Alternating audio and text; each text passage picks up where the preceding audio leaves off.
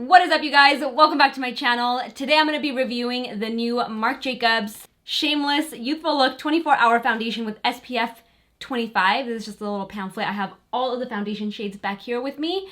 As you guys know, I was recently on a trip with them, but this is going to be a completely unbiased review. I'm going to be doing a wear test so you guys can see what it actually looks like after, not 24 hours, but after a few hours. It's currently around 2 o'clock, so I'm going to try and wear it as late as possible. A little bit about the foundation before I actually put it on my skin. Let's read this pamphlet right here.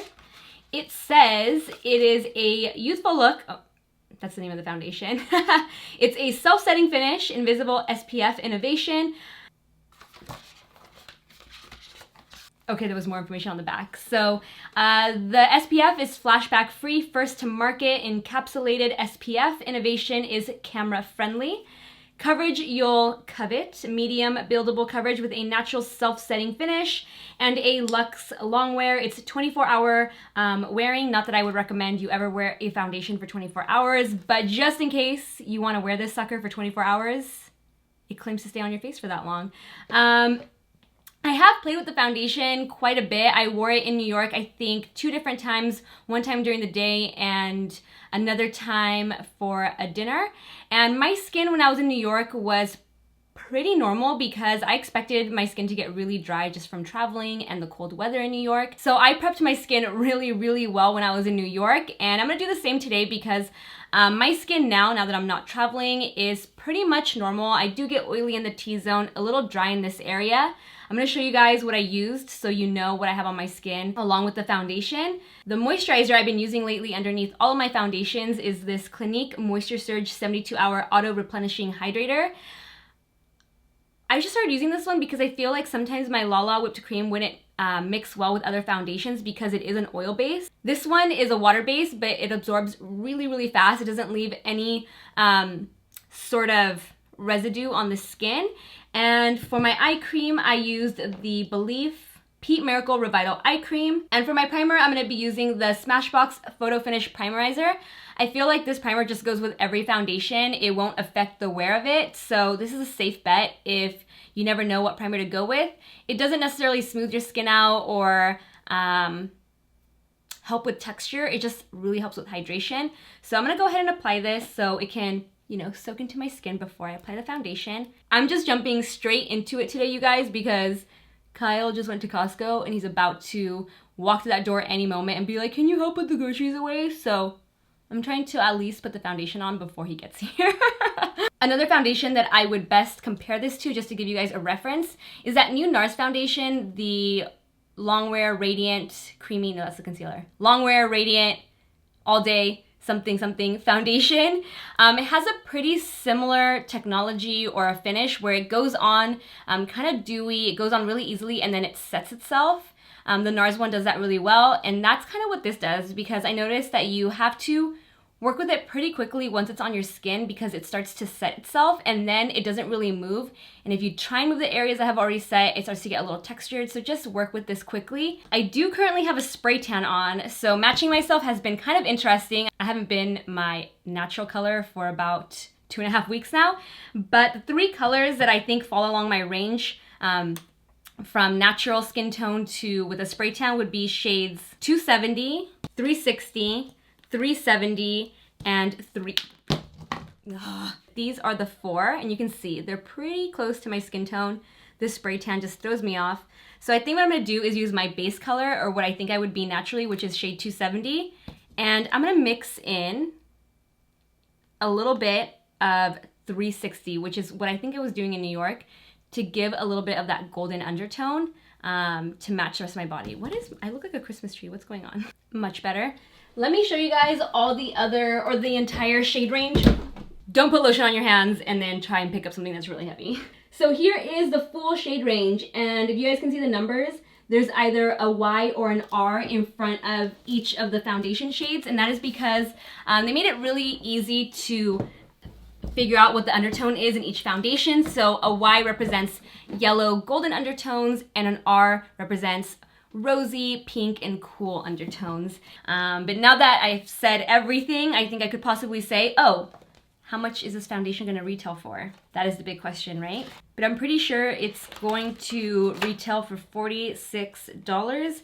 This little pamphlet doesn't say anything, so let me look it up on Sephora.com really quick. $46, I was right. So you get 1 fluid ounce for $46. So it is on the higher end side. The packaging of this foundation is really portable. It's really sleek. You can see it in the palm of my hand. It's really soft also. It's not like a hard plastic or glass. You can really squeeze all the foundation out to the very last drop if you really wanted to, because it's nice and squishy, and I love this packaging. I'm gonna go ahead and mix shades 270 and 360 on the back of my hand so you can see the two colors. See how 270 is a little more neutral even though it does have a yellow undertone, and 360 is really golden.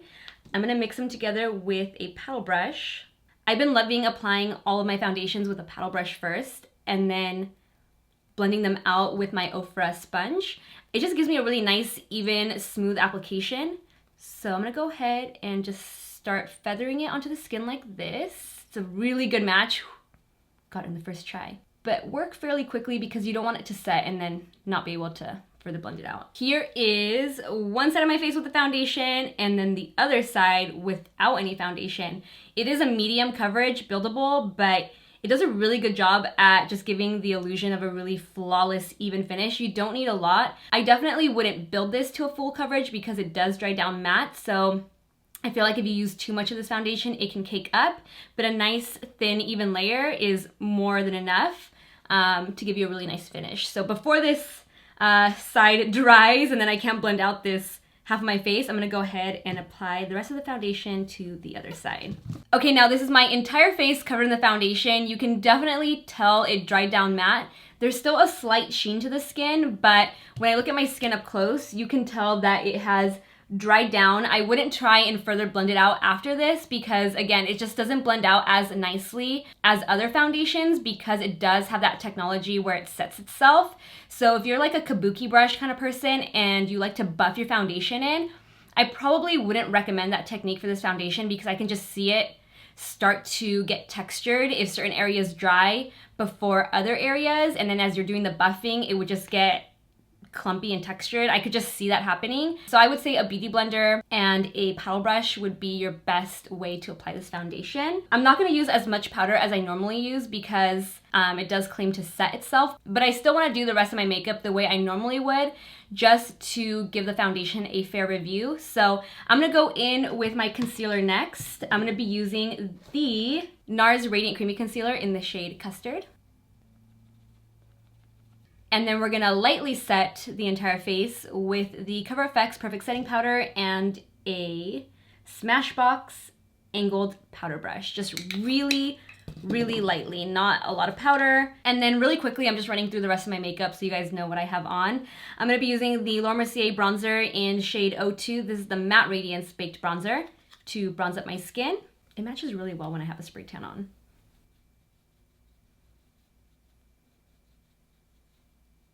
I'm also going to be keeping this look really simple, so I'm also going to toss this bronzer into the crease.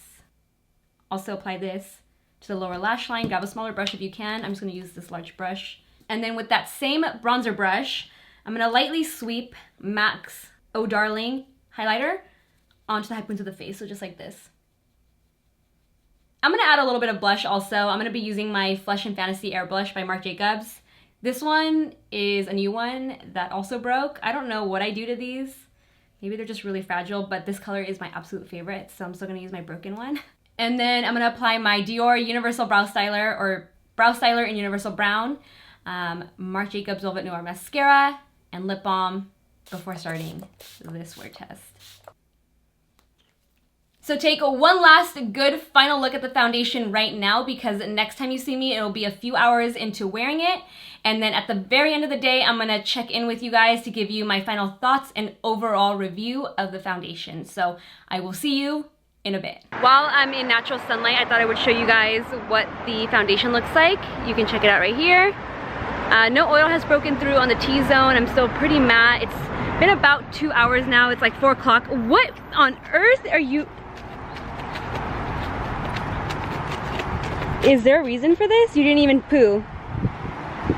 Ay, Dios mío. I wanted to check in one more time in natural sunlight because the sun is going down. It is currently, can you guys see that? It is currently 5:41 p.m. I don't know why cameras never catch. It is currently 5:41 p.m. so 20 minutes until 6 o'clock. Duh. But you guys can see the makeup still looks absolutely flawless. I'm shocked. I don't look super oily or super matte. It's like perfect right now. So yeah, it's still holding on strong. Still looks good. I would keep on wearing this for the next couple hours or so. So the next time I check in, I will be back in my studio with my studio lights. All right, I'm back for my final check-in. It is currently 9:18 p.m. I don't know if you guys can see that. My camera always washes out the screen. It's 9:18 p.m. which means I've been wearing the foundation for around 7 hours. I would wear it longer, but honestly, the later it gets, the worse I am at filming. I don't know, I can't form sentences after a certain point in the day.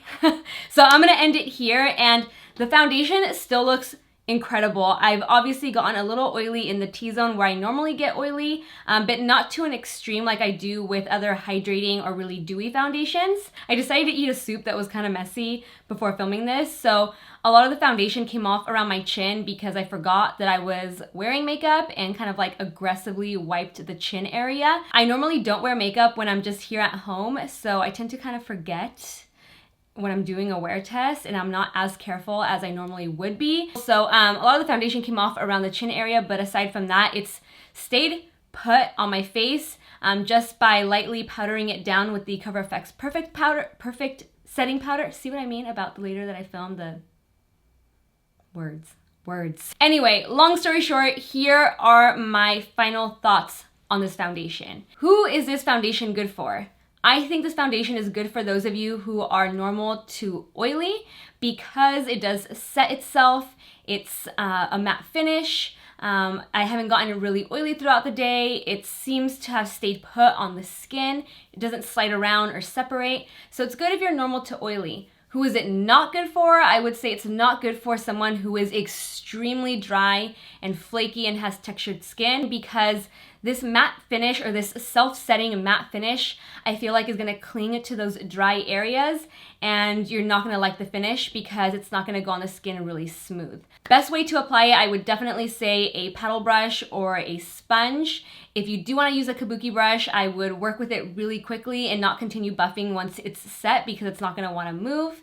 And what else is gonna say? I think that's all I have to say about it. I think the foundation is beautiful. It's just a matter of what skin type you have and what concerns you have. Again, if you have textured, flaky skin, you're not gonna like this. If you're someone that doesn't like using a lot of powder, if you try to avoid powder at all costs, you will love this foundation because it doesn't take a lot of powder to set it in place. And I think that is pretty much it. I hope you guys enjoyed this review. I definitely want to do a series. I have all these ideas for series on my channel and I have yet to do one. But I think the most important part of your makeup is the skin. And I think the most questions I get asked are about foundation and primers, skin prep, just anything skin focused. So I kind of want to do, or it's just an idea. Again, I throw these ideas out all the time just to get your guys' reaction. But something like a Foundation Friday. I would try to do it every Friday, but you know, realistically, it might not happen. But I would love to do these more in-depth reviews and wear tests on different types of foundations, not just new ones, already existing ones, just any foundation really, and kind of give it the full day wear test and in-depth review. Let me know if you guys would want to see that, because I find it really helpful, especially for you guys when it comes to picking out a foundation. So if you guys like that idea, comment down below. If you enjoyed this video, make sure to give it a like, share it, subscribe. I keep saying I'm going to stop using my hands, and here I go again. Don't forget to hit that notification bell, and I will see you guys in my next video. Bye guys.